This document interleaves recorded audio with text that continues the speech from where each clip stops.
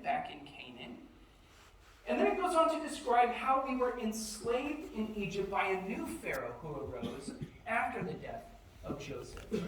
And it tells us that this new Pharaoh says that he made their lives bitter with hard service, in mortar and in brick and in all manner of service in the field, in all their service wherein they made them serve with rigor. And in one of the most powerful and dramatic moments of this week's Parashah, the Israelites cry out to God to deliver them from oppression. If we jump to chapter 2, it begins in verse 23. Sometime during those many years, the king of Egypt died, and the people of Israel still groaned in anguish under the yoke of slavery. And they cried out, and their cry for rescue from slavery came up to God, and God heard their groaning. And God remembered his covenant with Abraham, with Isaac, and with Jacob. And God saw the people of Israel, and God acknowledged them. God heard our cries, the cries of his people. And we know what happened. He sent Moses, our Redeemer. The biblical story of the Exodus not only serves as the formative experience for the Jewish people, but this story has inspired countless generations of oppressed people throughout history. Over and over and over again, our story became the story of so many other oppressed people. The Exodus and its imagery have constantly been invoked in Christ for hope, in freedom, and in justice throughout this world by those who struggle to be free. This is why the concept is found in countless hymns, spirituals, and songs throughout the world. Right? And these songs keep being adapted by different types of people.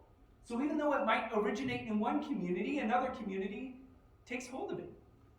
For example, there's a spiritual that is now sung at many Seders, Passover Seders, and you all know it, right?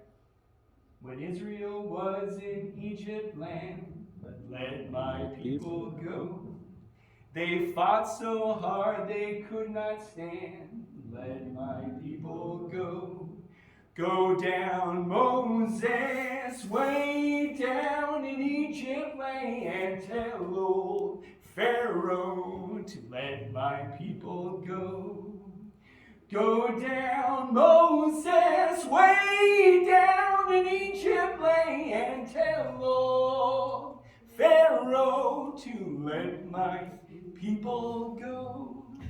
Right? This is a song. Don't worry, I won't quit my day job. This Shabbat is MLK Shabbat, a Shabbat in which we honor the legacy of the Reverend Dr. Martin Luther King Jr. Because as we know, Monday is MLK Day, and on this Shabbat, many synagogues have special programming in honor of MLK Day. As many of you know, historically, Jews and African Americans have had a special relationship with each other in this country that dates back very early.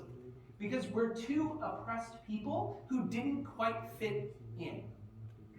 Unfortunately, I acknowledge that yes, there were Jews who were slaveholders and benefited from slavery, and this is a horrible stain on the Jewish people. However, at the same time, because we were also an oppressed people, there was a relationship, a special relationship. And there are tremendous stories of how those, especially here in the North, worked tirelessly to end slavery and were even involved in the Underground Railroad.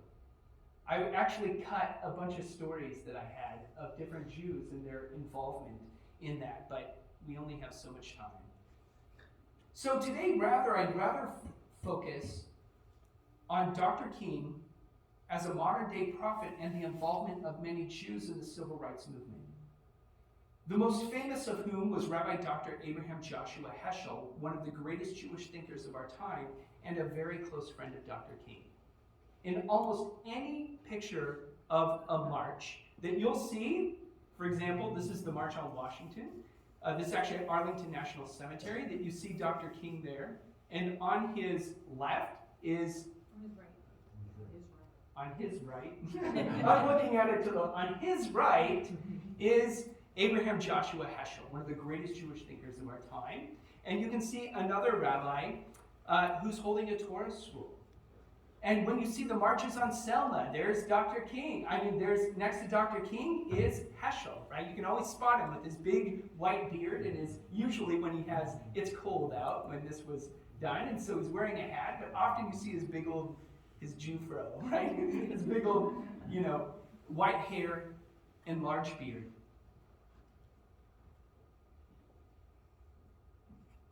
And they had a very close relationship.